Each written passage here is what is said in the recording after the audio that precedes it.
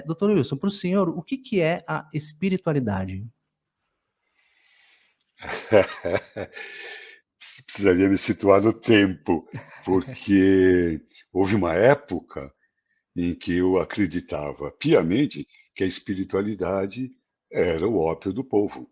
Era uma maneira de controlar o povo e fazer com que, acreditando num mundo melhor, eles suportaria melhor as agruras do dia a dia, da escravidão, da imposição dos donos do mundo, enfim, todo aquele discurso que todo mundo conhece. Sim. E isso foi longe. Foi- Durou até os meus 28 anos de idade, e quando eu tive uma epifania, quando eu tive uma experiência espiritual, talvez não foi nem a primeira, que as outras eu nem reconheci como uma experiência espiritual, de tão tosco que eu era. É, mas essa foi a primeira, pelo menos, que modificou a minha vida. E foi o dia que eu entendi que nós não temos espírito, nós somos espíritos. O que nós temos é um corpo. E aí mudou tudo. Eu Sim. já tinha 28 anos, era recém-formado, era um jovem psiquiatra, um jovenzinho, assim, recém-formado, com um título de especialista. Já era um médico, Sim. já especialista, mas bem no começo da minha carreira. E aí eu percebi que a espiritualidade é isso, é esse ponto de vista maior. Nós temos a nossa identidade essencial é com a essência. Chama espiritualidade, chama espírito como nous, como pneuma, como alma, como, enfim, tudo aquilo que a gente sabe que é imaterial, o espírito todo mundo entende que nós estamos falando. Então, a partir daí, todo o meu enfoque profissional, filosófico, pessoal, teve que mudar, porque eu percebi então que a espiritualidade, respondendo, era um dos tripés dessa vida: corpo, mente e espírito. E a partir daí, tudo mudou, no meu ponto de vista. Como é que o senhor conseguiu colocar a Olha, espiritualidade, integrar a espiritualidade no seu campo profissional? olha, primeiro deixa eu fazer uma defesa à classe. Cada vez mais, não a medicina, mas os médicos, alguns médicos, estão abrindo os olhos e a cabeça para ah, para as coisas mais sutis que não necessariamente a medicação, né? Nós estamos vendo a medicina integralista cada vez mais crescendo e tal. Mas no caso de um psiquiatra, não foi nem muito esforço. É uma coisa de bom senso. Você começa a cruzar com sofrimentos mentais diariamente, que você começa a perceber que não é medicamento, não é palavra. Então, muitas vezes, por exemplo, pessoas, crianças, às vezes, que vêm com sintomas que, a um primeiro olhar, parecia uma psicose, parecia uma alucinação. E a criança, ou a pessoa, não precisa necessariamente uma criança, que eu acabei de lembrar uma aqui, está com um fenômeno mediúnico. Então, ela está vendo coisas, está ouvindo vozes e tudo, e necessariamente não tem nenhum sofrimento psíquico. Principalmente se ela sabe o que está acontecendo, se ela é bem acolhida dentro da Sim. família, enfim. Então, ao longo desses anos todos, eu tive que me render, que tinham casos que os remédios não iriam resolver, que a psicoterapia não iria resolver, e que era um recurso espiritual que precisaria. E aí eu fui estudando, conhecendo, participando, vendo, já que esse negócio existe, eu quero conhecer, né? Então, e fui acoplando praticamente como um amálgama na minha maneira de trabalhar. Desde essa época, que foi logo no começo, ficou muito difícil separar essa tríade corpo, mente e Sim. espírito. Então, elas estão entrelaçadas, amalgamadas, e isso pautou meu olhar profissional até hoje, e pauta até hoje, e acredito que vai continuar. Que bom, que bom. Ah, quando acontece um despertar espiritual, é tudo muito bonito, né? Todos somos luz, todos somos um, a gente encontra a nossa tribo, a gente encontra a nossa galera, a gente comunga, se lambuza com o sagrado, né? Mas o tempo começa a passar e aí a gente começa a perceber que o buraco talvez seja mais embaixo ou mais em cima, não sei, né? A gente começa a perceber que existem traumas, que tem dores profundas da alma, tem o chefe para encarar na segunda-feira, né? Tem a vida prática, né? Para o senhor que é um psiquiatra muito conhecido e também é um psicoterapeuta muito experiente, qual que é a importância que o senhor considera da psicoterapia para quem está nesse caminho de busca espiritual, para não cair nessas armadilhas?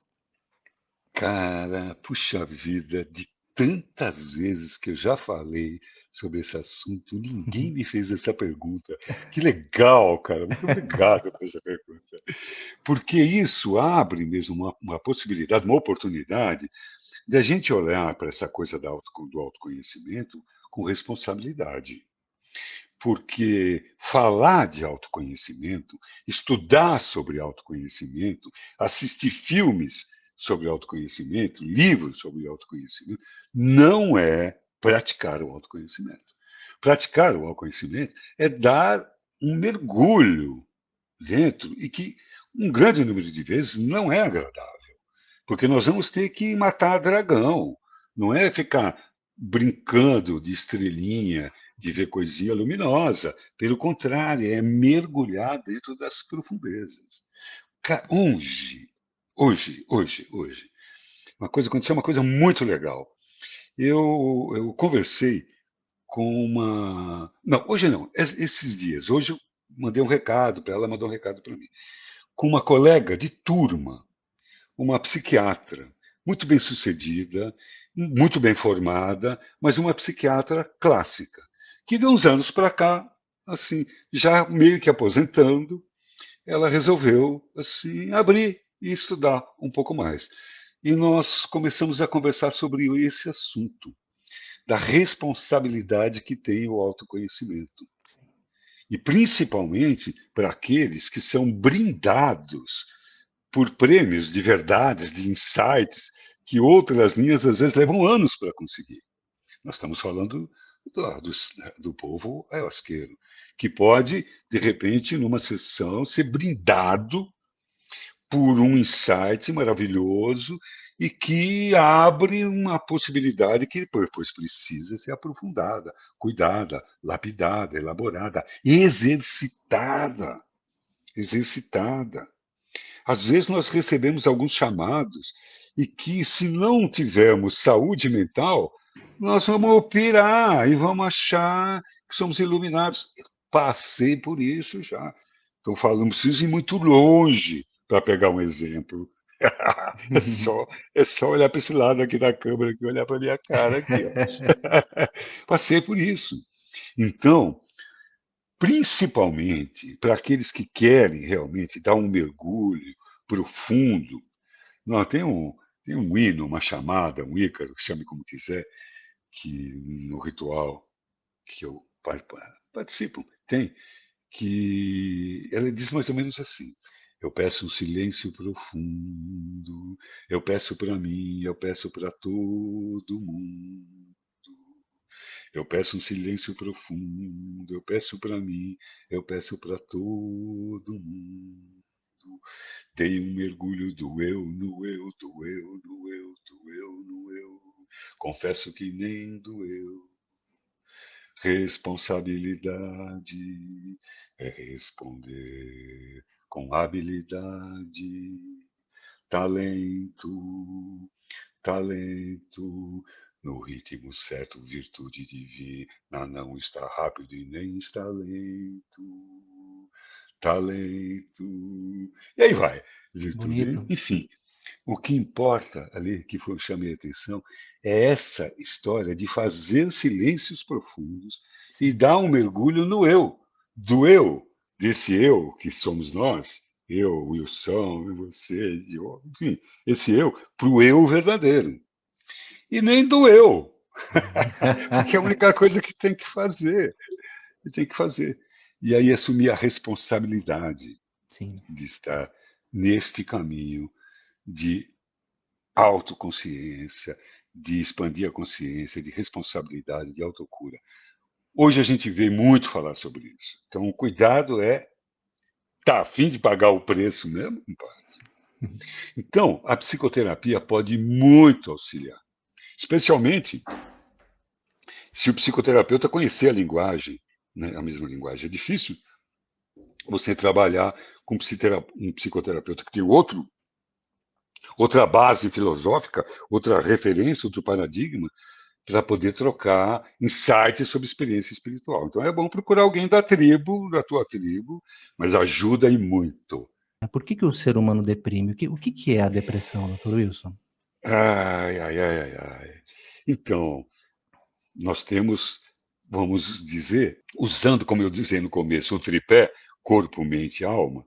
Se nós usarmos o tripé do corpo, nós podemos dar uma resposta bem simplista de dizer, pode ser uma falta de serotonina nas sinapses. E quase sempre, é mesmo, numa depressão acaba encontrando uma baixa de serotonina, tanto que a maioria dos depressivos modernos são medicamentos que levantam o índice de serotonina. Esse é o aspecto físico.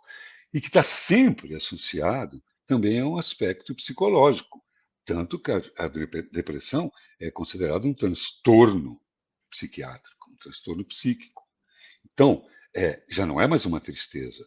Primeiro, definindo a depressão sobre o aspecto mental, é uma tristeza, às vezes desvinculada a qualquer motivo, às vezes vinculada a um motivo, mas uma tristeza patológica, uma tristeza que não passa, uma tristeza que me compromete funcionalmente, que impede que eu durma, que impede que eu coma, que impede que eu namore, que impede que eu trabalhe, que diminui o meu foco, que diminui o meu rendimento no dia a dia, que me deixa esquecido, que me dá, às vezes, até uma vontade, por incrível que pareça, mesmo eu sendo uma pessoa espiritualizada, mesmo sendo uma pessoa com uma grande cultura sobre espiritualidade, às vezes eu tenho vontade de me matar. Ai, ai, ai. Então é disso que nós estamos falando, de uma depressão, que às vezes ela não tem só uma causa física, ela não tem só uma causa psíquica, uma coisa que nos deu uma tristeza e essa tristeza pulou a cerca e passou a ser uma depressão. Às vezes não tem nenhum motivo, que é o que complica mais ainda, porque a pessoa se sente culpada porque está deprimida. Porque ela diz assim: eu não tenho problema na família, eu não tenho problema afetivo, eu não tenho problema de grana, está tudo bem na minha vida, por que eu estou deprimido ou deprimida? E ainda fica culpada porque está sentindo isso. Então, a depressão é a doença do século. Puxa, a gente poderia fazer uma conversa só falando desse assunto.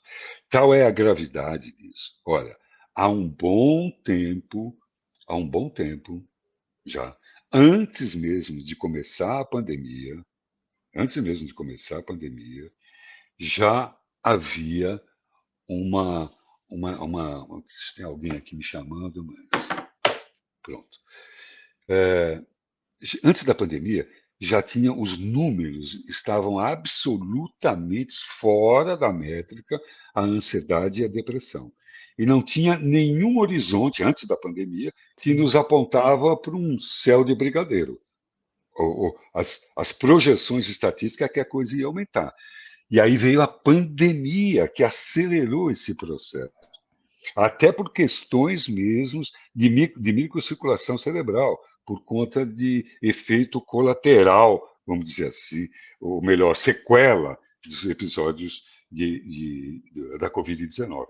Chegou essa pandemia, então aumentou demais a ansiedade e a depressão. Então, hoje em dia, assim como hoje em dia é necessário, quase todo mundo tem uma prática de exercício físico, daqui para frente, se não for daqui para frente, daqui a pouquinho, as pessoas vão perceber que vão ter que ter, as pessoas comuns, uma prática de silenciar a mente diariamente, que pode chamar de meditação, pode chamar de respiração, mas vai ter que fazer isso.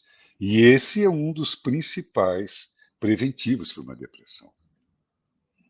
Então, a depressão tem componente físico, tem componente psíquico, tem componente psicológico de infância, gatilhos antigos, e tem componentes espirituais? Tem, tem. Quando nós estamos num sofrimento psíquico, é muito comum que a nossa percepção fique muito tênue. e que de repente ficamos muito à mercê não só do sofrimento psíquico, como de uma emergência espiritual. E um psiquiatra, ele tem que perceber quando é uma, quando é outra, e não é muito fácil, e quando elas estão juntas também. Então, a depressão, por exemplo, principalmente os casos com tentativas de suicídio e tudo, pode saber que quase sempre tem um componente espiritual junto Sim, com um componente que precisa tratar de todos os lados, porque uma coisa não exclui a outra. Nós é que dividimos essa história em três: corpo, mente, espírito. O homem, o ser humano, aqui nesse planeta, está amalgamado. Isso é uma coisa só. Não é tão simples dividir assim. Então é preciso do cuidado desse tripé. Projeto Luz Consciência, episódio 18. Tô batendo um papo aqui com o Dr. Wilson Gonzaga, médico psiquiatra, psicoterapeuta. Tem algumas mensagens no chat chegando aqui, algumas pessoas dando boa noite. Deixa eu já colocar aqui. Fabiano Souza, grande amigo, dando boa noite. Gosta muito do senhor aqui. Armando também dizendo que está por aqui. Karen também dando boa noite. Fernanda, bastante gente chegando aqui. Daqui a pouquinho eu continuo lendo aqui as mensagens. Muito Boa legal. noite Então, aí, minha gente. isso aí, pessoal. Então, dando continuidade aqui na pauta que eu preparei, eu vi que chegou uma pergunta aqui no chat, daqui a pouquinho eu vou colocar, mas tem algumas perguntas que eu preparei.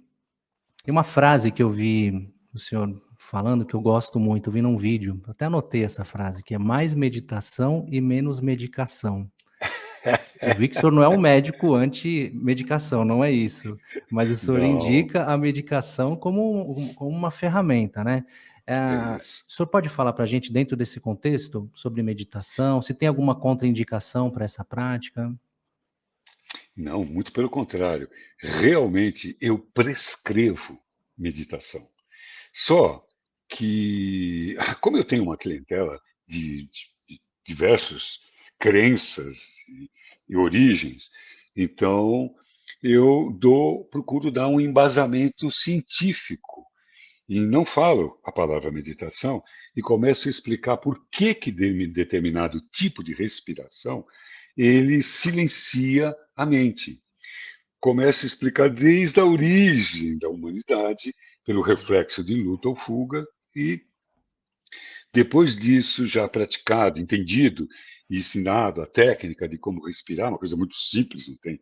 Aí, aí associa essa respiração a exercícios de presença, de estar no aqui e no agora, não ficar em sofrimentos futuros, não ficar preocupado com coisas que não aconteceu e que quando acontecer não vai ser do jeito que a gente imaginava, e nem ficar pior do que isso, pós-ocupado, ocupado de alguma coisa que já aconteceu e a gente ainda fica sofrendo por aquilo, pelas palavras que um disse, que outro disse e tal, sem nada produtivo. Então, aprender a estar aqui no presente e aprender a respirar de um determinado jeito é aprender a meditar. E isso, por incrível que pareça, pode solucionar um tanto de problemas, de sofrimentos psíquicos. E para quem continua, para quem assume isso e tatua no seu compromisso, no seu dia a dia, assim, assume como compromisso cotidiano, começa a perceber aquilo que também a gente ensina, que começa a entrar em estado alfa. E aí começa a perceber que aquele exercício de respiração e de presença pode abrir portais muito maior do que ele imaginava, e o exercício passa a ser meditação. Então, isso que foi prescrito como um exercício para tratar depressão e ansiedade, pode vir a ser uma prática para o resto da vida, junto com a alimentação, junto com algumas coisas que a gente ensina. Porque qual é o meu objetivo? É fazer com que meus pacientes se livrem de mim o mais rápido possível e que leve consigo práticas para que não caiam mais, né, não recaiam mais numa depressão ou no transtorno que ele veio buscar e que tenham autonomia para sequer precisar de terapeutas e tal, para aprender como fazer isso. Fazer isso. Porque saúde mental é uma responsabilidade de cada um. Então a gente tem que ter ferramenta para fazer isso. Porque tem um monte de coisa que funciona pra caramba que ninguém ensinou pra gente, que ninguém Sim. disse pra gente que era assim. A diferença entre pensar e ter pensamento, a diferença entre realidade e verdade, ovos de cuco, isto é, crenças que colocaram na nossa cabeça, que nós vamos procurar desenvolver isso na vida e não vai ser feliz porque não tem nada a ver com a gente. Enfim, a gente precisa conhecer mais como é que funciona isso aqui. Então, pode muito bem ser válida essa frase. Mais meditação é igual a menos medicação. Opa, vou corrigir até aqui então. Não, acabei de inventar agora. Então Aliás, fica o eu nem tinha. registro. Eu não tinha. Pode quiser mudar, pode mudar. Eu não tinha nem lembrança que eu tinha dito essa. Mas Essa eu tá assino guardada embaixo. aqui.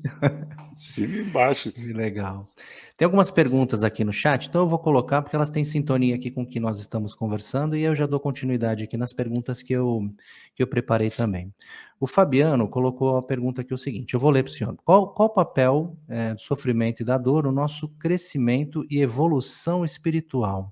Venho percebendo que num trabalho de reconhecimento, autoconhecimento e autocura, mostra que mesmo nessa dor tem amor. Nossa, excelente pergunta. É legal, Fabiano. Muito legal. Eu, assim, muitas e muitas e muitas vezes me perguntei, mas por que cazzo a gente tem que sofrer nesse planeta lindo? Que porra é essa de aprender pelo sofrimento, da coroa de espinho, da chicotada? O que a gente tem que aprender com isso? Ai, ai, ai.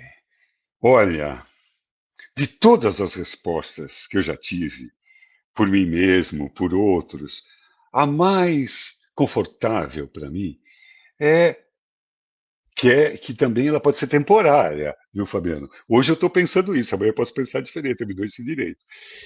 Mas a mais justa, assim, é, é o merecimento, é o nosso grau de consciência. Nós somos tão toscos, nós estamos tão longe da verdade, a nossa casca. Olha que eu estou falando na primeira pessoa. A nossa casca, para não ficar sozinho aqui, vai. A nossa casca é tão grossa que ainda, assim, pela nossa inconsciência, a dor é aquilo que há de mais pedagógico para o nosso crescimento. Quantas e quantas e quantas pessoas só se aproximam do sagrado nos momentos de agrura, na dor? Quantas e quantas e quantas pessoas vão querer cuidar da saúde no momento que tem um diagnóstico de uma doença esquisita? Quantas e quantas e quantas pessoas começam a dar valor para a energia financeira quando perde tudo e começa a perceber que aquilo era a perdição dela? Então, nós somos muito pequeninos, nós somos muito brutos. Então, a dor ainda é utilizada como instrumento pedagógico. Eu não tenho dúvida que a dor tem amor dentro dela.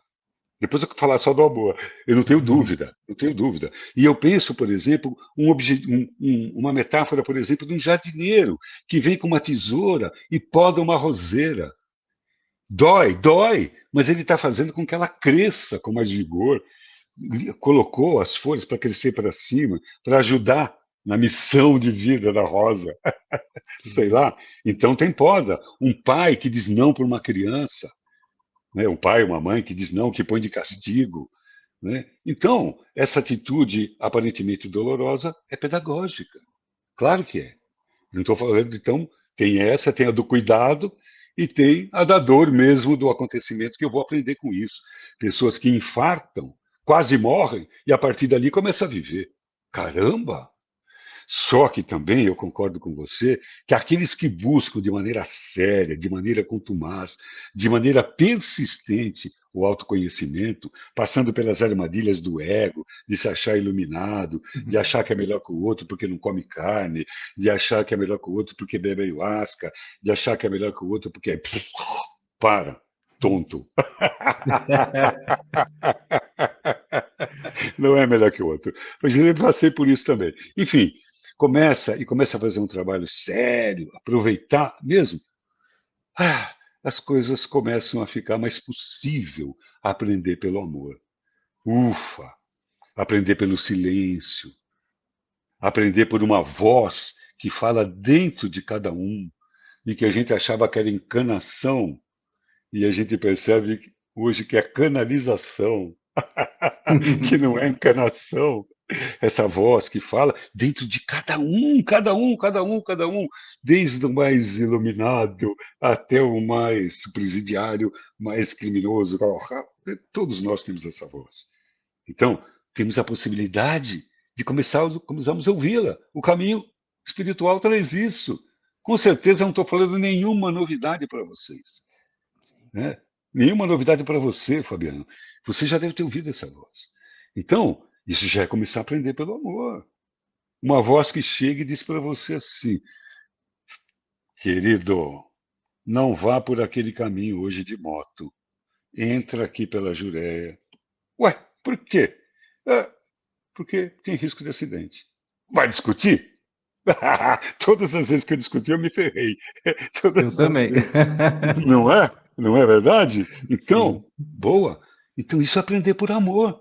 Uma voz dentro de mim, sem nenhum drama, sem nenhum disco voador, simplesmente disse: Ó, muda o teu caminho hoje.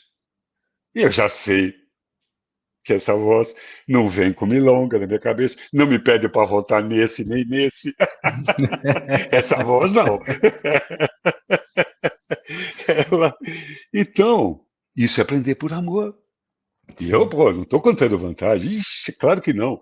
Eu estou dizendo que a gente já começa a ver um deslumbre de eu aprender por amor. E tem o direito de aprender por amor, sem a dor. Mas ela é importante.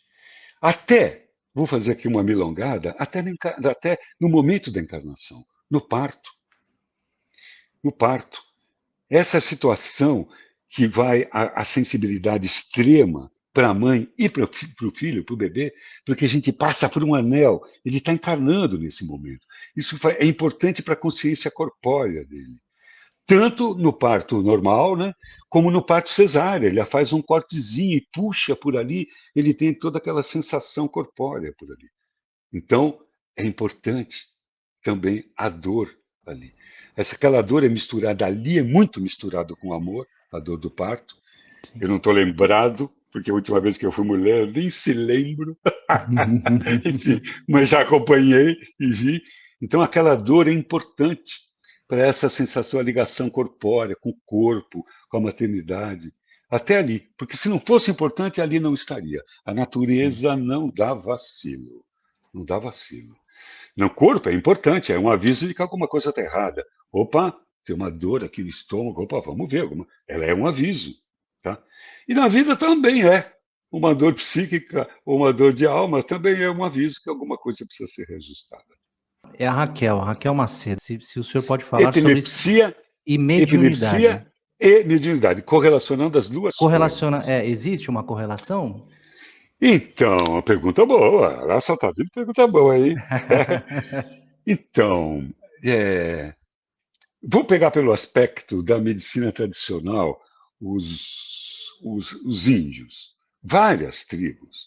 Eles começam a buscar o seu pajé através dos caras e dos epiléticos, às vezes. Eles não veem aquilo só como uma doença, mas como aquele alterada de consciência. Muitas e muitas vezes, a epilepsia foi vista como uma possessão demoníaca na história da psiquiatria. E mesmo na história dos evangelhos, né? Você vê lá, tem um episódio que ninguém tirava, o menino tinha epilepsia, epilepsia, epilepsia, ninguém curava o moleque. Aí Jesus foi lá e bah, expulsou a legião do moleque. Lá o moleque parou com a epilepsia. Né? E então na Bíblia tem vários casos ali que a epilepsia era tido como um endemoniamento. Não é assim. Na medicina é uma desritmia. Ó, vamos lá. Imagina isso daqui. Opa, aqui. Isso aqui é um Sim. cérebro. Aliás, eu acho isso aqui modelo do caramba, igualzinho, ó. Cérebro reptiliano, cérebro límbico e cérebro cortical. Muito legal. Essa é Legal. outra história. Então, imagine isso um cérebro. Imagina que no meu cérebro aqui tem uma pintinha. Na minha mão aqui, eu faço uma pintinha. Com caneta, vem aqui, pá, pinto. Aí, o cérebro funciona assim, tudo por ondas eletromagnéticas. Bzz, bzz, bzz. Aí, tem hora que bate naquela pintinha e faz. Bzz, bzz, bzz, esse bzz, essa bagunça todo o ritmo, isso daí é uma crise convulsiva, tá? Então, neurologicamente, houve uma desritmia por um foco. Tem vários tipos, eu não vou ficar aqui dando aula sobre Sim, epilepsia, porque nem é minha especialidade. Mas, mais ou menos isso. Tá, nós funcionamos também com ondas elétricas, tudo. Então, algumas vezes, esses desequilíbrios podem abrir alguns espaços dentro da cabeça. Esses espaços pode abrir, essa frequência pode abrir algumas percepções que são mediúnicas. Pode, pode, pode. Mas nós não podemos confundir uma coisa com outra, sim. porque cada crise convulsiva judia muito do cérebro e da pessoa. Isso tem que ser tratado. A pessoa cai. Você imagina, por exemplo, você está dirigindo, de repente, desliga o fusível, dirigindo. Vamos deixar mais trágico. Imagina que você esteja dirigindo um ônibus escolar, numa festa de Natal, para deixar bem trágico. Brincadeira, claro. Sim, Então, é perigoso. claro. Trabalhando no alto, vou lá para a terra onde eu moro também, onde eu passo um tempo lá. Um ribeirinho andando no meio do rio Madeira, em cima de uma canoa. Se ele tem uma crise convulsiva e perde os sentidos aí, porque tem um tipo de convulsão que perde os sentidos. Imagina ele cai no meio do rio. Tchau, já era. Teve uma crise convulsiva e morreu. Alguém morre de epilepsia? Só desse jeito, né? Então tem que cuidar, mas isso judia do cérebro, porque tem algumas consequências desde que nasce. E para ali, para lá. Mas o fenômeno mediúnico, sim, pode estar ligado. E, se estiver ligado, tratar a epilepsia não vai diminuir o fenômeno mediúnico. Não é pela epilepsia que a pessoa passou a ser médium. Mas Sim. pode acontecer algumas misturetas aí. Sim. Então, eu vou aproveitar também e fazer uma pergunta, que é uma correlação também, na verdade, é uma dúvida que eu tenho, e eu nunca vi ninguém falando sobre isso.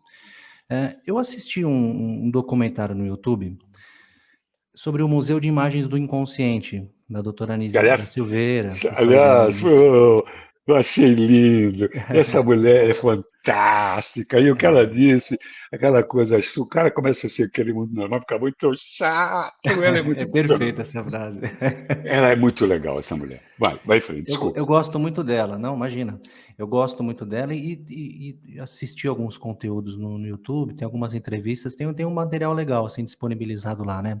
E eu vi um documentário do Museu de Imagem do Inconsciente, e aí mostra alguns pacientes, né. E na minha visão de leigo, eu vejo ali algumas nuances de mediunidade, não sei, de contato com o plano espiritual ali muito escancarados, alguns misturados com conteúdos psíquicos. Obviamente eu não estou querendo aqui, poetizar o sofrimento desses pacientes, né, mas, o senhor saberia dizer se existe alguma correlação, se tem algum estudo em desenvolvimento entre mediunidade e esquizofrenia, por gentileza? Tem sim. Tem um cara que precisa ser conhecido, que é um professor da USP, Sérgio de Oliveira, se eu não me engano. Acho que é isso o nome, Sérgio de Oliveira. E que é um psiquiatra já madurão, e que desde moço ele criou lá um trabalho sobre mediunidade, espiritualidade. Ele é psiquiatra, o cara. E professor da USP, criou lá um centro de consciência. Um cara que vale a pena ser conhecido. Né? E a tese dele é sobre o cérebro mediúnico, sobre a glândula Uhum. pineal, as hematitas e tal. Bom, então, tem muita coisa dentro desse assunto. Bem, mas uma coisa que a gente sabe mesmo, na prática, independente de trabalhos científicos, existe uma coisa que é muito interessante. A loucura, o louco e o mago, eles estão divididos por uma linha muito tênue. A loucura e a magia, vamos dizer assim, o mago, Sim, eles estão muito, muito, muito próximos. Porque ambos vivem com o pé aqui e o outro numa outra realidade. Às vezes essa outra realidade é completamente distorcida por momentos da esquizofrenia. Outras são portas que abriu e a pessoa acessou. Simples assim. E não pode fazer nada com aquilo, não está podendo fazer nada com isso aqui, sim. com a tridimensionalidade. Então não serve para nada, só para perturbar a pessoa. Mas entra, então, como você mesmo falou, às vezes a gente vê traços, fala assim, esse cara viajou, isso aí ele não tirou da loucura dele, Sim. né? Isso aí, essa luz, esse ser, essa coisa que falou, às vezes fala umas coisas que você fala, opa, opa, de onde veio isso? Então, é uma linha tênue, mas a esquizofrenia é uma doença. No meu modo de ver, já que nós estamos falando sobre espiritualidade e, Sim. e doença, muitas vezes a esquizofrenia é a cura que aquele indivíduo precisa, aquela pessoa precisa. Ela tem que passar por aquela experiência. Uma vez, ai meu Deus, uma vez numa reunião de psiquiatras lá para trás, eu disse que loucura era ló que cura. Ló cura. Ló no sentido a força universal que está curando a pessoa. Muito bom. E que a gente precisa tomar muito cuidado, inclusive, de querer curar uma esquizofrenia, que aquilo faz parte de uma lógica cósmica, ele passar por aquela experiência. E, Certo. quiçá, ele mesmo não pediu essa experiência. É bem provável. Só que, assim, eu me respaldo isso para mim mesmo. Aliás, Uhum. tudo que eu estou falando aqui serve para mim. Se não servir para vocês, desculpa aí. Todo direito a contrapontos. Mas, assim, essa visão não me paralisa. No próprio exemplo, por exemplo, da crucificação de Jesus, lá que teve uma hora lá que Simão de Cirena foi chamado para ajudar a carregar a cruz. Então, não é o fato de eu achar que a esquizofrenia é uma sentença, não no sentido de castigo, é uma Sim. oportunidade de consciência, então assim ficou bem melhor, em vez de uma sentença, eu não vou interferir. Especialmente se eu tiver havendo sofrimento, se tiver sofrimento não só para ele, mas para toda a família.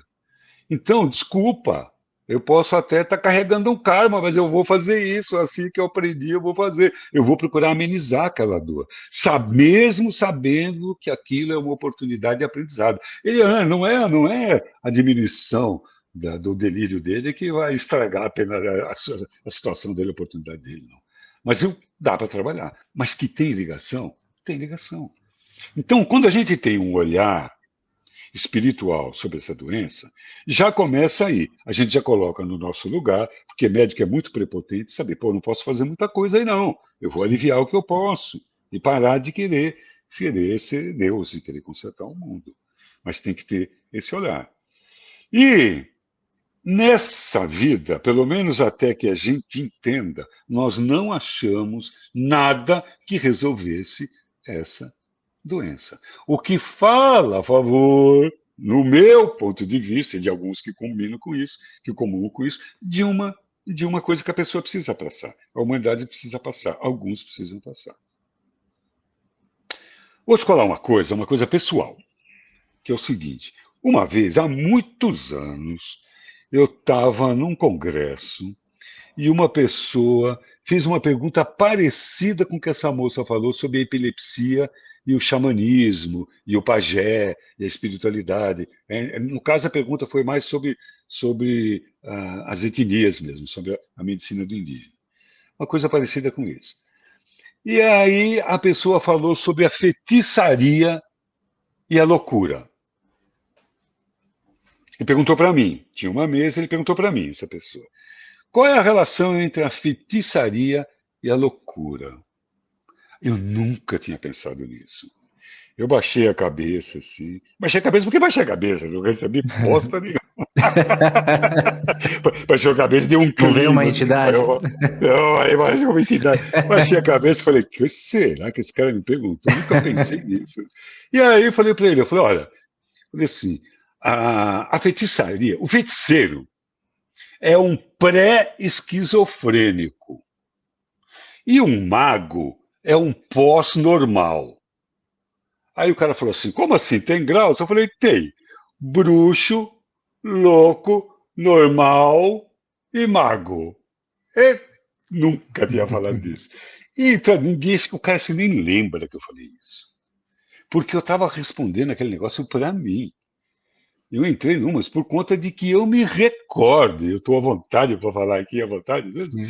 eu já tive a oportunidade de me recordar que eu já passei por algumas dessas experiências. Uma de mexer com magia negra, de manipular as forças, que desde criança eu gosto dessas coisas, não tem nada a ver com família, com influência de avó, de ninguém. Já nasci com essa curiosidade. Quase morri uma vez que eu misturei todos os remédios da minha mãe que eu queria inventar a poção da invisibilidade. O mago. O mago. Então, assim, sempre tive essa curiosidade, essa vontade de conhecer mesmo, e coragem para fazer isso. Bom, e aí, vendo isso mesmo, isso faz parte da vida de uma pessoa que experimentou isso, já experimentei isso, né? Já passei por isso, já Sim. passei por ter conhecido a magia, ter usado para o meu próprio ego, ter pagado por ter feito isso, né, porque era uma dívida que eu tinha que pagar e concordei. Paguei pela dívida, aprendi a nunca mais fazer isso, aprendi a conhecer as coisas sutis, a ter um olhar para saber que o mundo não é só tridimensional, né? E um dia, quem sabe, eu chego onde eu quero, mas são escalas, pelo menos essa é a minha experiência. Se isso vale para todo mundo, eu respondi para aquele cara aquele dia, que era assim. Hoje eu já não responderia. Responderia, para mim foi assim. Acho. Muito bom. E essas experiências que o senhor falou de, aqui no campo da espiritualidade, a gente chama de retrocognição, né? Quando a gente lembra Sim, de experiências de vida passada. Foi comungando a ayahuasca? Foi com sim, experiências de ayahuasca? Então, estava sim, aqui já sim. preparado para eu perguntar para o senhor, então já estou pegando o gancho aqui para a gente falar um pouquinho sobre a ayahuasca, que é um tema que eu tenho um carinho especial. Eu sei que também o senhor pesquisa, tem muitos vídeos do senhor falando sobre isso. Como é que o senhor descobriu esse portal de acesso para a alma, a ayahuasca? Então, eu tenho uma minha história de vida é muito ligada à história da Ayahuasca. Eu participei do processo de legalização, eu participei do processo de normatização, e, enfim, é uma causa que eu resolvi abraçar.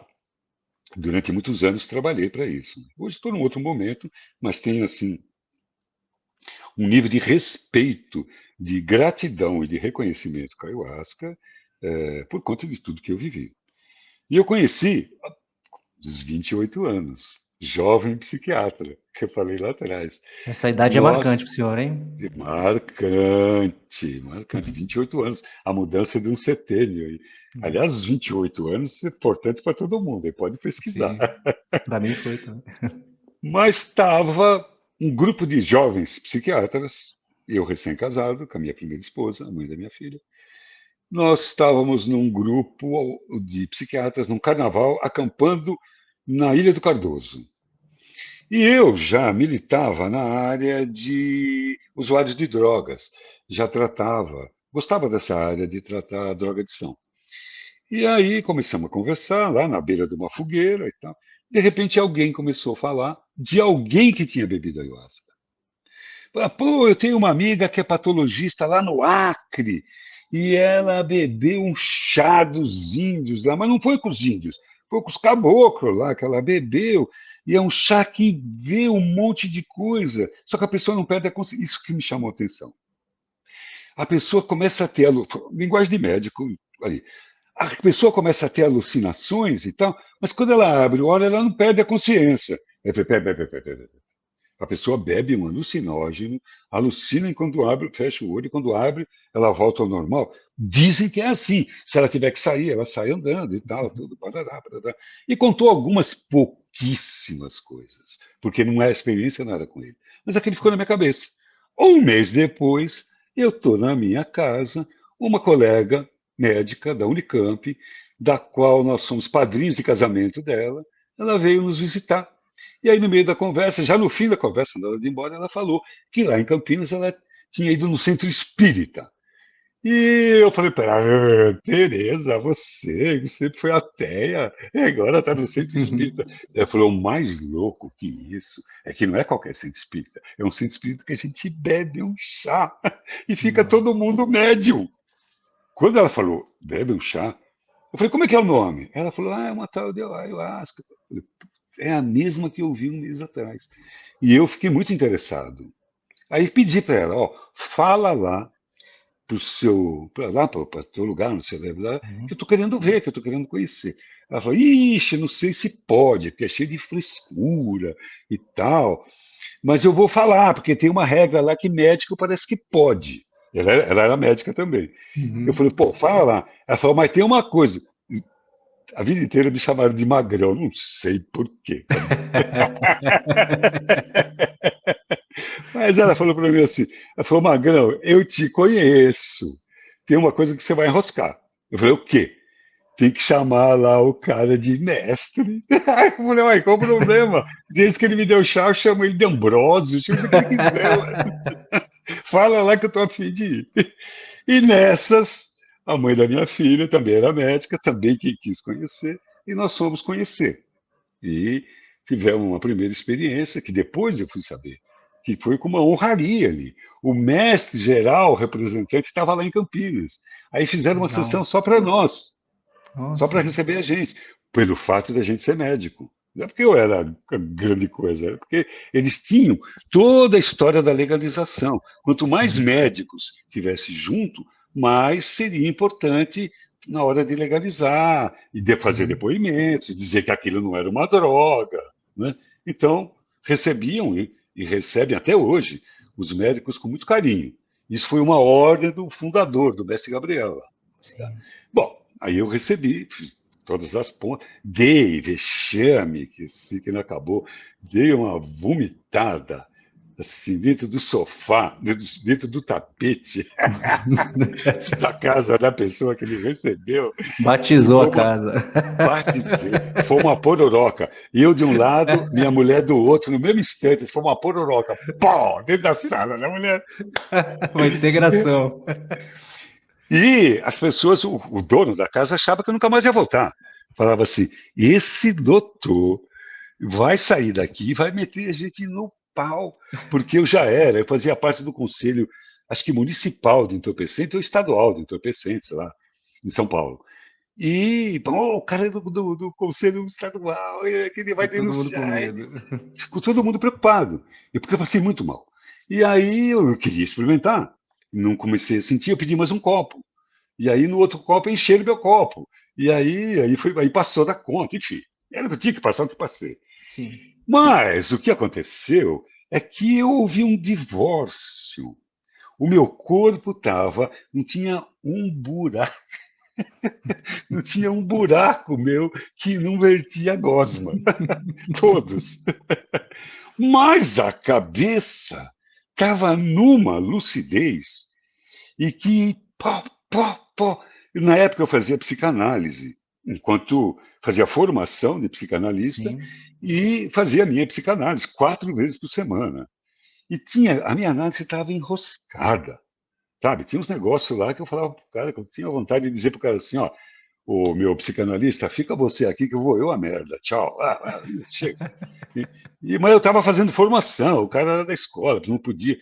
De repente, pá, pá, pá, um monte de coisa, um monte de coisa começou. Eu fechava os olhos, começava a vir lições, lições, lições, lições. Eu falei, nossa, o que é isso? Que O legal. que é isso? Eu fiquei encantado. E ficava com a preguiça de passar mal. Eu falava, estou passando mal, eu tenho que dar um. E vomitava, e tinha diarreia, tudo coisas maravilhosas acontecendo. Então, quem via achava que eu estava morrendo. E Sim. eu estava renascendo, de fato. Né? Que E bonito. aí, quando eu pude equilibrar, e assim, que eu voltei, e que aí as pessoas ficavam tudo assim, e agora vem queixa, né? E aí eu comecei a dizer de como eu estava me sentindo, de bem, né? Sim. Nem dei atenção, nem pedi desculpa da vomitada. Falei, depois eu resolvo isso aqui, agora eu não quero prestar atenção nisso não. Né? E até quando eu voltei já tinha serragem lá dentro, deram um jeito. O tapete acho que ficou sem jeito. Foi Na sala deram um batizado. jeito. Batizaram, batizaram. Aí eu comecei a fazer pergunta, comecei a falar e tal. E disse as coisas que eu estava vendo. Eu falei: olha, aqui tem um porto que o meu barquinho tem que dar um tempo aqui, porque tem coisas que eu quero aprender aqui. E fui muito bem recebido a vida inteira. E lá fiquei durante alguns anos e tal. Claro que tem muitas queixas e tal. Onde tem ser humano, tem Normal. babaquice. Tem encrenca. Mas não tem crenca. Mas tenho muita gratidão sobre a União do Vegetal. Foi a minha escola inicial. Lá me formei como mestre. Dei muito trabalho para eles. Vai muito trabalho. Porque eu sou muito rebelde, eu questiono. Prova, você tem que provar para mim que você está certo. Mas é um lugar que eu tenho boas recordações, bons amigos, mas já há muitos anos que não estou lá. Aí fui fazer carreira solo e hoje em dia bebo pouco ayahuasca. Bebo em algumas situações, na floresta, na mata, no mar, minha mulher e eu, às vezes sozinho. E nunca mais vai beber? Não, nesse momento eu tenho praticado muito assim, meditação. Muito não. Posso predicar mais. Mas tenho tido experiências com o silêncio da mente. Mas recomendo a ayahuasca. Nada contra. Isso não quer dizer que eu não vá beber. Aliás, eu tenho tido Sim. saudades. Logo, logo acho que eu vou fazer uma sessão. Quando eu começo a falar muito da ayahuasca, eu começo a ficar com vontade. Vem, né? Gente, Eu passei mais de 5 anos sem compreender que eu estava com depressão, aquela tristeza profunda e descabida. Demorei muitos anos para perceber que eu tinha que me tratar. Interessante, é um ai, processo mesmo, Karen, né? bem-vindo ao clube, viu? Tem um monte de gente nesse clube que sofre sem precisar. Agora, tem uma coisa, não estou falando que seja você, Karen, mas tem um monte de gente que precisa sofrer para viver. Ela tem sempre um projeto no inconsciente dela de sofrimento. Acaba um, ela arruma outro, porque aquilo espia uma culpa. Atrás de muita de personalidade depressiva, existe muitas vezes uma personalidade culpada. E que a única maneira de se viver com a culpa é sofrendo, que o sofrimento diminui a culpa. Isso é uma ideia judaico-cristã velhíssima, Sim. chatíssima, doentíssima e responsável por uma série de depressões. Não estou dizendo que é o teu caso, mas tem gente que precisa do sofrimento para viver. Por incrível que pareça. Por incrível que pareça. E nem sabe disso. É um projeto Sim. inconsciente. É um projeto que foi lá, circuitado lá na primeira infância. Por exemplo, quer ver um exemplo? Por exemplo, Sim. pessoa que só tinha o carinho da mãe, com aquele monte de irmão, quando ficava doente. Quando ficava doente, então tinha a melhor comida, a canjinha, a mamãe ficava lá, passava o Vic Vaporub no peito. Pense num remédio bom. O Vic Vaporub. Uma Ele, sei lá o delícia. que, que é. O Vic Vaporub podia ser só vaselina e cânfora, que acho que era só isso É, mesmo. né? Isso mesmo. Mas a mãe ia passar no peito. O carinho. Então, a criança desenvolve que a única maneira que ela tem de ter amor, por exemplo, é ficando doente. Pensa numa pessoa que criou encrenca pro resto da vida, que acha que a única maneira de ser amada é ser doente, é se queixar, é estar fudido lá no canto, é tomando remédio, é falando das suas doenças. Quantas e quantas pessoas fazem isso?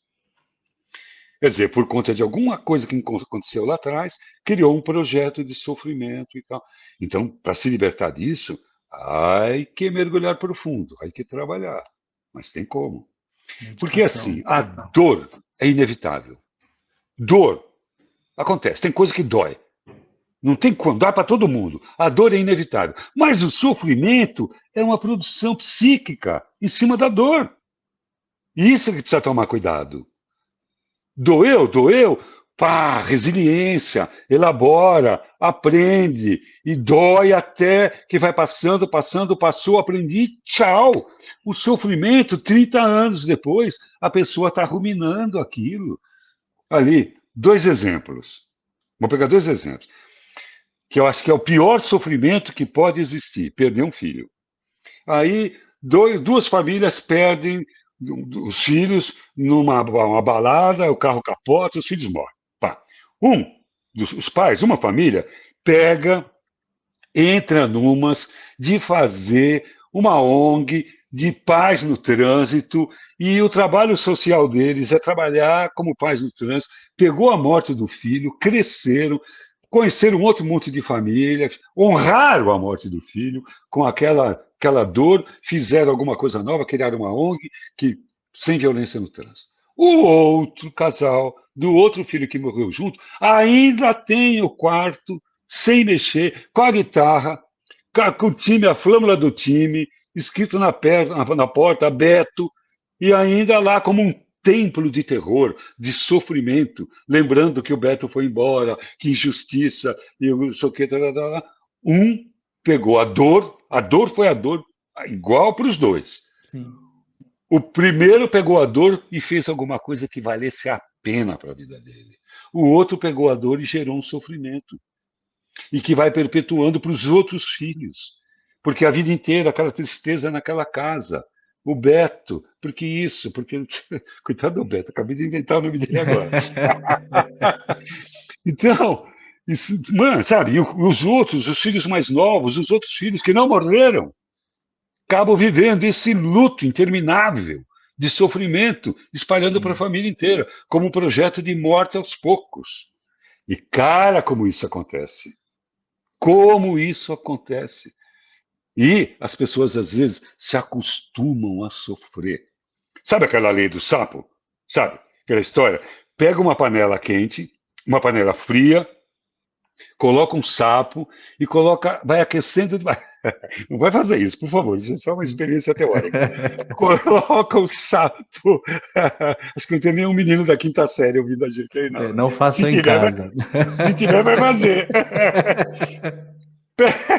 Pega o sapo, coloca numa panela fria e vai esquentando a água, a água, a água. O sapo fica ali até uma temperatura absurda e não sente, porque como ele tem sangue frio, ele vai se adaptando, ele vai se adaptando, ele vai se adaptando.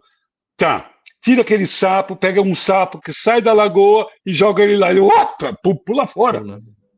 O outro que vai. Então, muitos de nós funcionamos como sapo cozido. O que é o sapo cozido?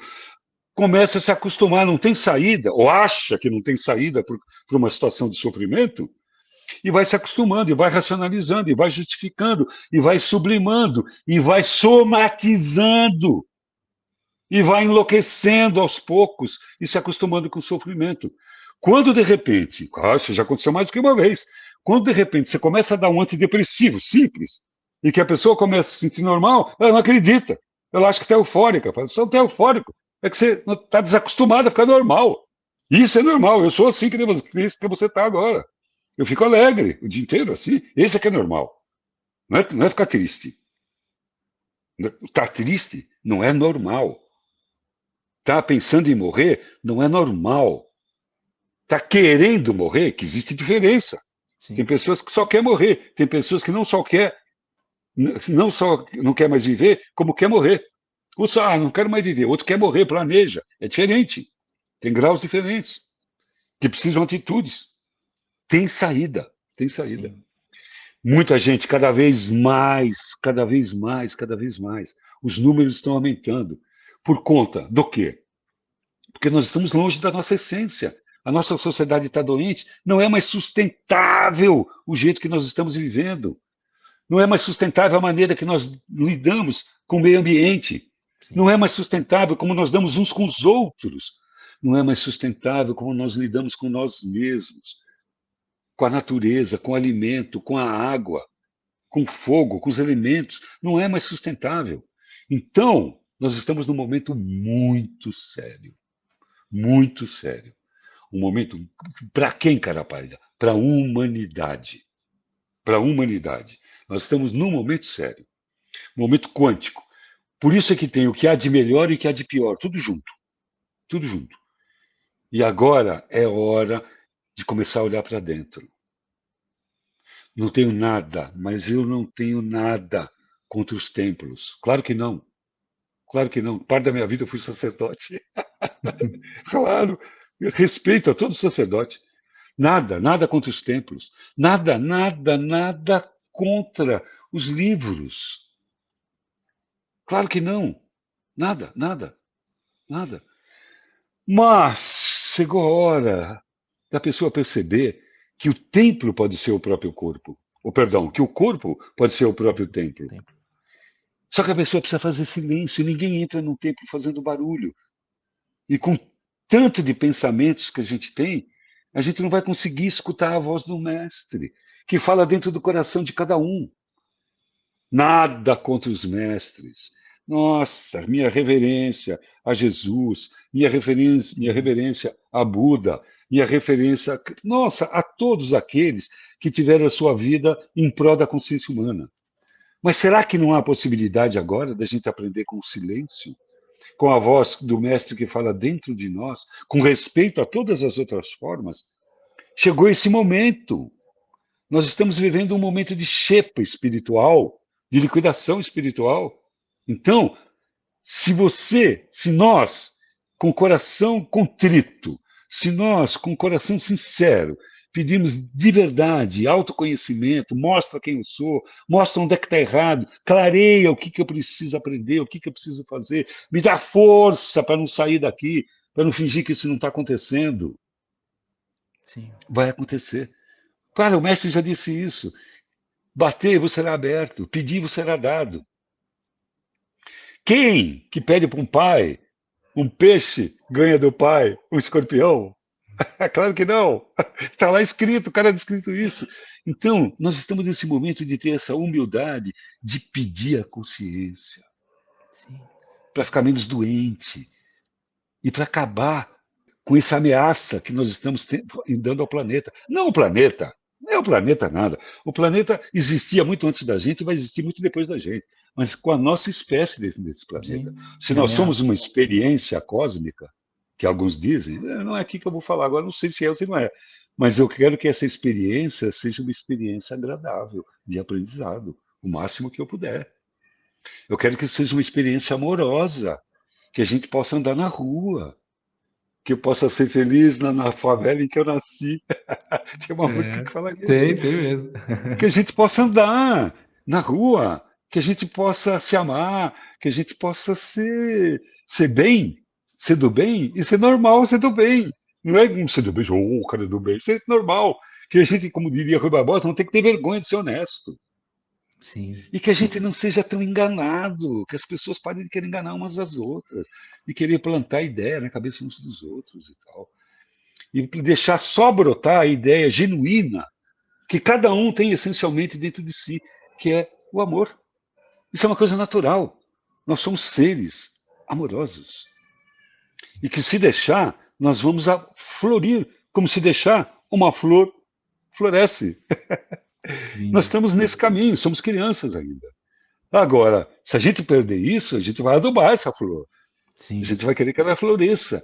E essa é, como lá o rapaz, que eu não lembro mais o nome dele, perguntou, por que a gente tem que ir pelo caminho da dor? Fabiano. O Fabiano perguntou, Fabiano de Souza, ali, Fabiano de Souza, né, por que do caminho da dor? Está na hora da gente ir pelo caminho do amor. Sim, Ah, de vez em quando tem que dar umas topadas, dói lá, e opa, até não precisar mais. Mas já está na hora da gente aprender com silêncio, cada um consigo mesmo. Já não é mais hora de guru, com todo respeito, com todo respeito. Agora é hora de não ter mais tempo, é hora de, opa, chegou a hora, fazer silêncio, olhar para dentro, cuidar da alimentação, cuidar da saúde mental, cuidar do teu vizinho, um do outro, cuidar das plantas. Agora é hora disso. E de ser aquilo tudo que a gente idealizou de ser. Agora é hora de fazer. Errou, começa de novo. Ficou com preguiça? Ah, amanhã levanta e faz. Errou, caiu, levanta, saiu, volta de novo até acostumar. Não tem mais saída para nós. A consciência é um caminho sem volta. Aqueles que já sacaram que o caminho é esse, cara, qualquer outro é descaminho. Não tem caminho bom e não tem caminho ruim. sim. Existe o caminho e existe descaminho. E descaminho significa uma hora você vai ter que voltar para o caminho, mais cedo ou mais cedo. Para não desejar nada para ninguém. Mais cedo é melhor. Muito bom, muito Isso bom. aí. Mais perguntas do chat aqui, ó. Fernanda, eu vivo no futuro e não aproveito o hoje. Ó, tá em sintonia com o que o senhor está falando aí. Não consigo deixar de pensar lá na frente. Alguma dica para melhorar a ansiedade? Sim, senhora. Fernandinha Tempesta. Coloca a sua testa aqui na câmera que eu vou dar um croque nela. Ai, tchau, tchau. Ai, ai, ai. Olha, eu entendo o que você está falando, porque você faz parte de um grupo de seres humanos chamados de seres humanos normais. A Pois é. maioria das pessoas não vive no presente, vive no futuro.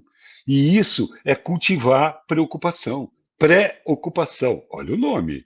Estar Sim. pré-ocupado com alguma coisa que não aconteceu. Pior que isso, como eu disse, é ficar pós-ocupado com alguma Sim. coisa que já aconteceu. Então, é um exercício ficar no presente. Tem alguma dica para isso? Bora, vamos lá. É uma coisa que todo mundo pode fazer todo dia: ir no banheiro. Exercício de presença. Exercício de presença é o exercício que a gente pode fazer a qualquer hora, porque faz consigo mesmo.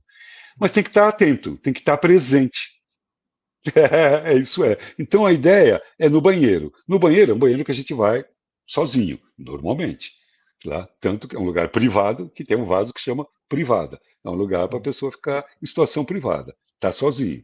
Às vezes a pessoa é casada, às vezes a pessoa tem filho, nem tanto. Filho, mas É. pô, Tem deixa eu os depois eu fazer invasores. xixi. Os invasores. Entrou no banheiro, exercício de presença. Por exemplo, vou tomar banho. O que é um exercício de presença? Esqueço tudo que eu vou fazer. Eu vou tomar banho. Eu vou colocar os meus 5 sentidos para funcionar. Eu vou olhar o chuveiro, eu vou sentir o chuveiro, eu vou sentir um pouco do gosto do shampoo. Todos os sentidos ali. Audição e tudo. E vou prestar atenção. Primeiro, eu vou começar no banho. Como é que eu me dispo? Você sabe como é que você se despe? Tem pessoa que nem sabe. Não presta Você, atenção. qual é o. Não presta atenção, porque está pensando em outra coisa. Agora vamos tomar banho presente. Como é que eu me dispo? Qual é a ordem? Eu primeiro tiro o sapato, eu tiro a meia. Eu sou daqueles que vai deixando rastro, sabe? Sapato, meia, calça, cueca, camisa, pá, pá, pá, pá. Você segue ele. Ou é daquele que arruma, que deixa e tira, deixa. Como é que é? Como é que eu sou? Prestar atenção em cada detalhe. É engraçado que eu estou vendo a tua foto aqui, Fernando. Eu devia estar olhando aqui para a câmera. Aí eu fico olhando para a tua cara aqui. Tá falando com ela. Estou falando com ela, estou falando com você aqui, ó. Aqui, ó. Estou olhando aqui agora. Então, vai fazer, vai tomar banho? Como é que se desce? Entrou a temperatura da água e para de pensar em coisa. Só fica prestando o cheiro do sabonete, o shampoo. Como é que você lava a barba? Acho que no teu caso não, né? Como é que lava e tal? Qual é a ordem? Como é que você faz? Como é que você se enxuga? 5 sentidos. 5 sentidos na hora de fazer xixi. Parar, o paladar não, aí não, né? Os É, sentidos possíveis. Tem uns até que faz adepta à urinoterapia. a Mas urinoterapia. olha, faz o xixi, dá uma olhada. O cocô, a mesma coisa. Aliás, dica de saúde, né? Quando você olha, dali você equilibra. Pô, o xixi está muito amarelo, estou Sim. precisando de mais água. Nossa, o xixi está com espuma. Caramba, será que eu estou perdendo proteína? O xixi tem alguma coisa diferente. Xixi, indicação de saúde. Sim. O cocô, a mesma coisa.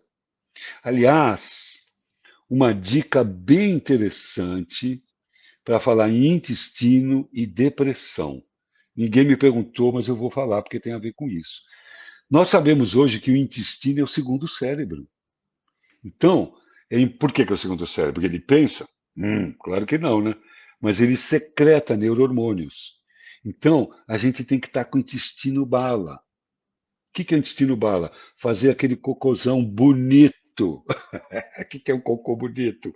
Aquele cocô que tem hora, que tem ritmo, que não é seco, que parece aquele coisa do quarteto fantástico, aquela coisa bem empedrada, e que não é diarreico, que tem o ritmo. É diário? É diário. É 2 vezes por dia? Sei lá. É uma vez, mas tem ritmo. Sim. Então, é muito importante para a saúde mental que a gente tenha uma saúde intestinal. Então, o que a gente recomenda? Probióticos. Probióticos. Já volto já, viu, Fernanda? Não esqueci, não, viu? Probiótico. Probiótico, o que que é isso? Iogurte, kefir, são bactérias do bem que vão deixar o intestino produzindo serotonina, produzindo dopamina, fazendo a função dele alimentar e criando uma Sim. saúde mental. Saúde intestinal é importante para a saúde mental. Então, por que não, voltando agora para a Fernandinha, prestar atenção no cocô? Legal, ali mesmo. Se está ressecado, se tal, como é que está o ritmo, e procurar corrigir. Uma das coisas que vai corrigir é outro exercício de presença. Beber água.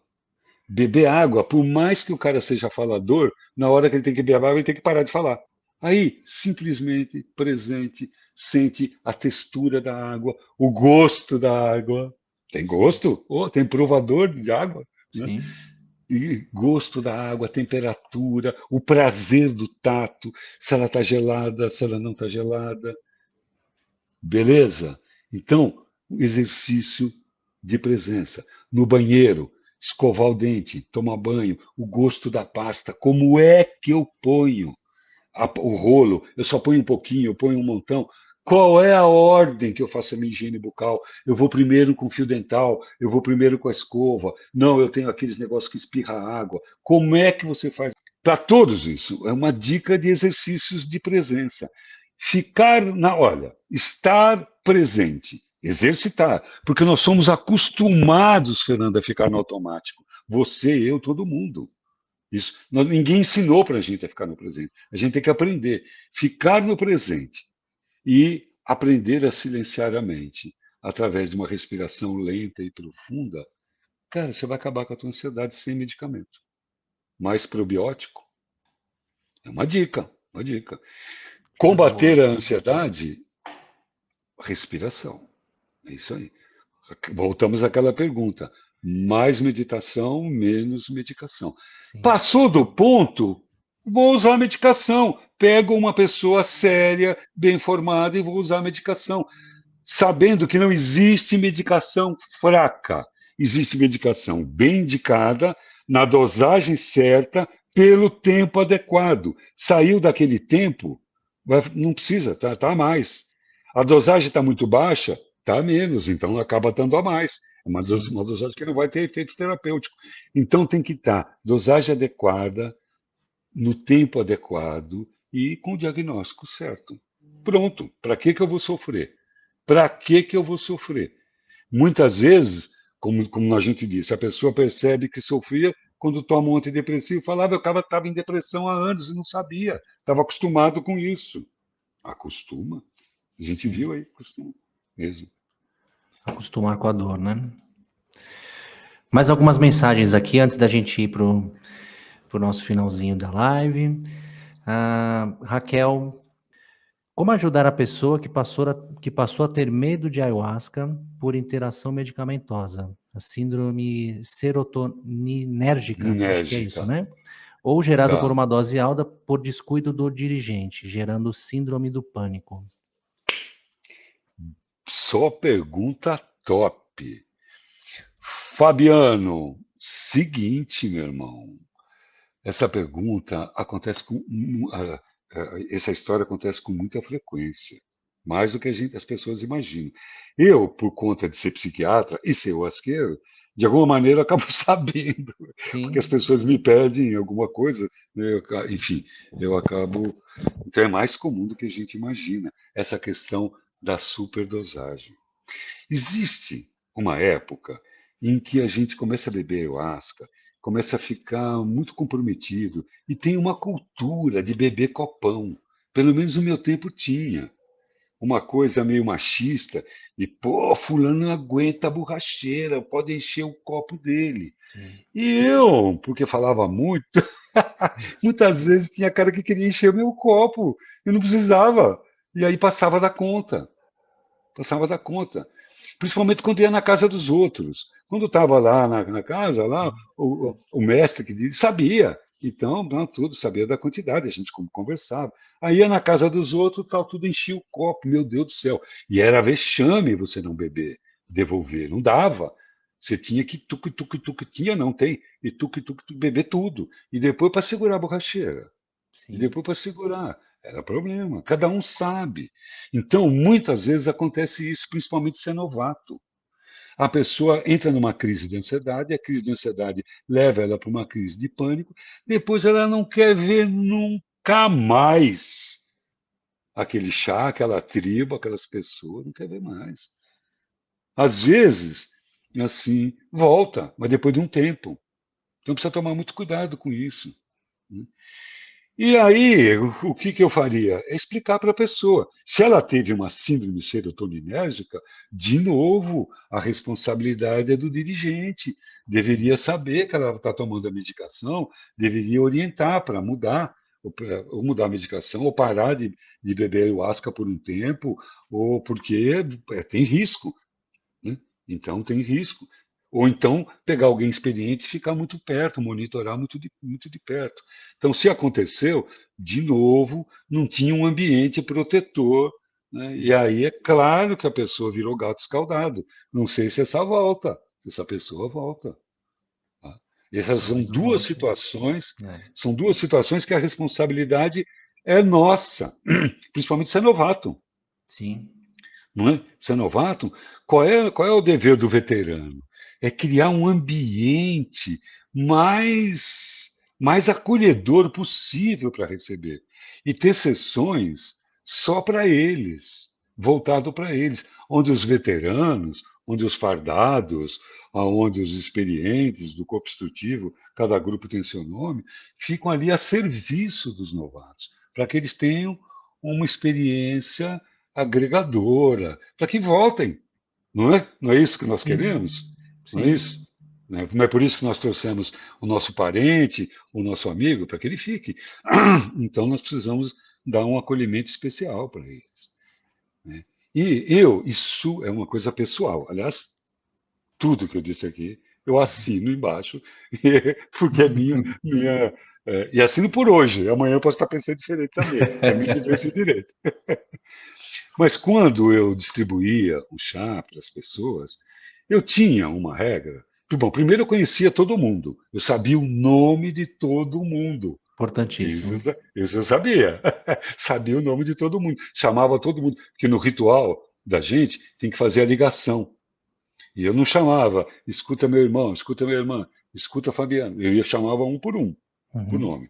E já tinha conversado antes, tal. E aí, antes de beber, eu fazia a seguinte pergunta, mesmo para o novato: você está confortável com o tanto que tem no seu copo? Eu sei que tem pessoas que acham que eu não devia dizer isso, mas por quê? Porque aí você vai, tem uma pessoa que está morrendo de medo e vai tirar. Tudo bem, ele vai aprender com isso. Ele Sim, vai aprender que não devia ter feito isso. Ou não, né? Ou não vai aprender e aí perdeu a chance, mas ficou no critério dele. Né? sim, E aí depois eu vou falar. Falei, olha, eu senti, e às vezes falo, quando a pessoa. Então tira. Aí eu tiro, a pessoa fala, só põe um risquinho. Eu falo, só um risquinho, você não vai ter experiência. Você confia na minha intuição? Não, né? Pelo silêncio que fez, não, né? Mas vai na minha, vai na minha. Aí eu induzo, porque eu estou confiante. sim. Mas se a pessoa tirou um pouquinho, e se a pessoa também chega para mim e fala, ó, eu quero beber mais um pouco.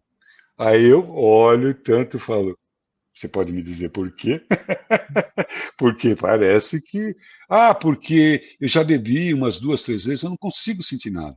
Ah, tá. Mas normalmente eu já sei, porque já veio falar comigo. Mas se falou, então tá bom. Então, e fico de olho naqueles que pediram mais. Porque ele Sim, pode ter exagerado, não tinha experiência, pode ter abusado um pouco.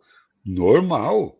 E aquele que pediu menos, depois, num determinado momento, eu vou conferir. Vou dizer assim: olha, aqueles que ainda não sentiram borracheiro, ou aqueles que fizeram uma limpeza e querem beber mais um pouco e tal. Aí corrige, pronto. Aí a próxima pessoa já, né, para. E- Mas do jeito que eu aprendi, é isso: recebe o copo, cala a boca. Eu acho isso muito autoritário. Muito impositivo, autoritário. né? Muito positivo. A pessoa conhece a Sim, sensibilidade dela, principalmente se ela já bebeu algumas vezes. sim, Ah, aí eu peço para a pessoa. Fala, indica quanto, diga quanto. Aí eu estou distribuindo a pessoa. Tá bom, tá bom, tá bom, tá bom. Então, aí todo mundo. Porque é sério isso. Às vezes, por um gesto de amor, de carinho, a gente acaba passando do ponto, espana a pessoa, e aí Estraga uma espanou, experiência, né? estraga uma experiência, às vezes um caminho, sei lá também, né? Se for Sim. embora porque não era para ir também. Tem essa também, né? Tem uma pergunta muito Porque, interessante aqui, da Karen, que também é sobre o tema que a gente está desenvolvendo aqui. E ela fala sobre.